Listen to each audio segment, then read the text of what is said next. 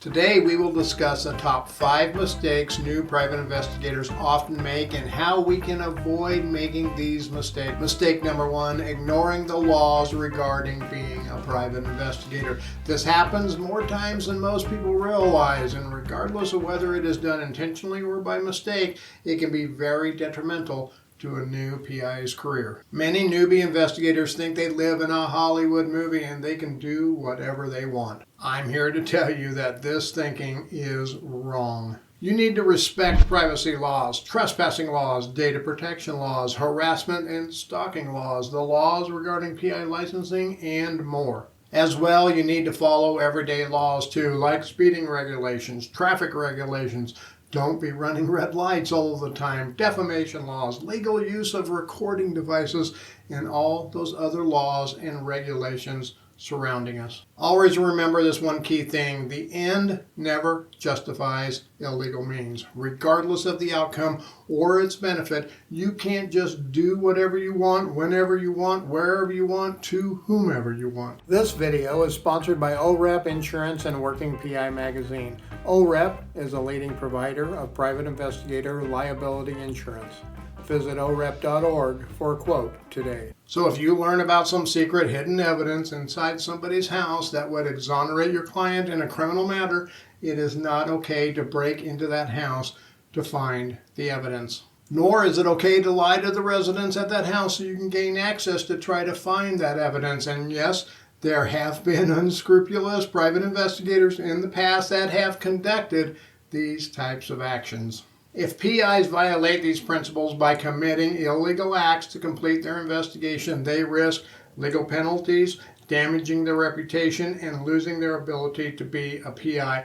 Not to mention, they put their clients at the greatest risk, as any evidence that is gathered by illegal means is generally not admissible in court.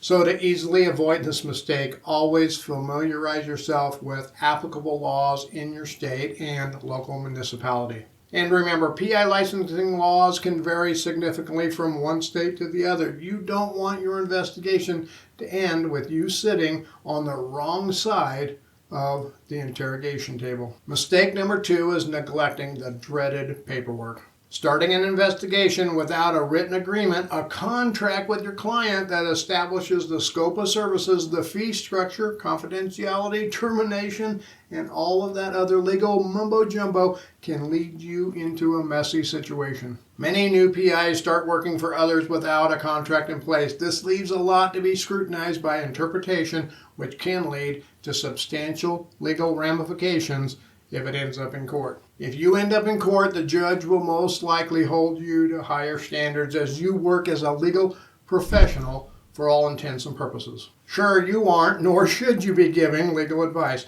but your work product does have legal consequences, and it helps determine the legal outcome of the case. Many new PIs also often forego crucial documents like investigation reports. In fact, I know some veteran PIs today who do not write up a report for most cases, and to me that is unprofessional and unethical in many instances, and it puts you at a great deal of risk as you have not solidified what your investigation entailed and what evidence was gathered. Reports are essential for both you and your client. I know there may be occasions where certain clients request that you do not write an official report. In those instances, I still keep a log of what work was completed, when it was completed, and the outcome of the work. In fact, I keep this log for all of my investigations as it helps track the time put in and where I am regarding retainers or budgets. The solution is simple. Do the paperwork. Do it daily, do it correctly, and don't put it off for a later day. Detailing the expectations and establishing transparent communication will save you a ton of headaches down the road. Mistake number 3 is neglecting self-care.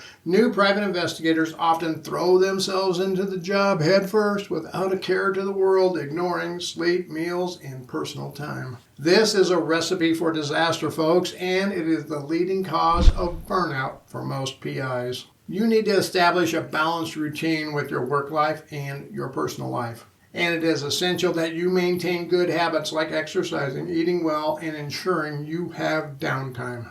Being a PI and running your own business is not a 24/7 job, but many new PIs treat it that way and often end up losing that battle. In fact, I see this problem with many veteran PIs too. They continue this vicious cycle of running as fast as they can, doing as much as they can, chasing every case they can until they just can't go any longer. Then they have physical issues that arise, mental issues come up, and not only does their PI business suffer greatly, but so do their clients and unfortunately their families and friends too. This is one of those mistakes that is easily avoidable if you nip it in the bud before it becomes a problem. Set a regular work schedule that makes sense that you can work with. It is way too easy to decide to only end the day when the work is all done, and then you find yourself working 10, 12, 14-hour days, day in and day out. Because, folks, the work seems to never end. Even after the reports are written, after the accounting is done, after the emails have been read,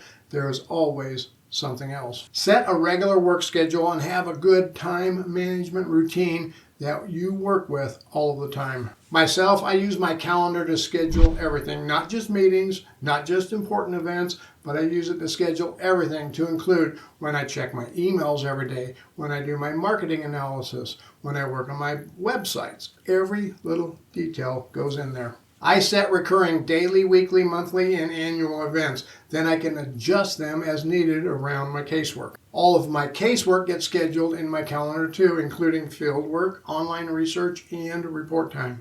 Doing this gives me a good picture of exactly how much time I put into my business and keeps me from getting sidetracked by little distractions that become big time wasters.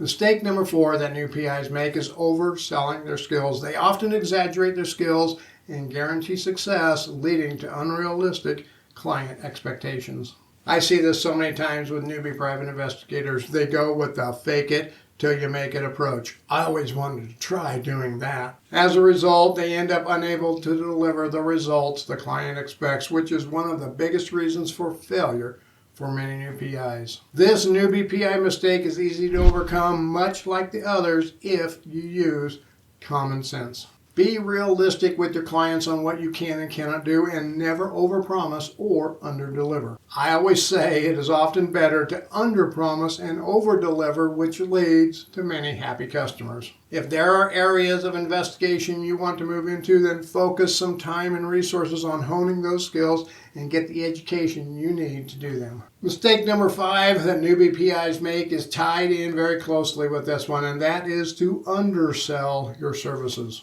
Make sure you know what you can and can't do, but on the same side, don't be afraid to explore new areas when it makes sense to and when you can without doing the fake it till you make it method. The easiest way to do this is to network with other PIs and find a few trusted ones that you can subcontract work or send a referral. Now, don't go out and find 25 different PIs that do 25 different types of investigations and try to sell 25 types of work to your clients. This used to be the way many PIs did things, but it is challenging to manage and almost impossible to track who is still doing what all of the time. Keep your focus on 3 to 4 types of investigations and you will be much more likely to succeed in the PI world. The most significant factors in success in this industry are diligence, perseverance, dedication, and ethics. Keep these things in mind and you are well on your way to a very fulfilling career as a private investigator.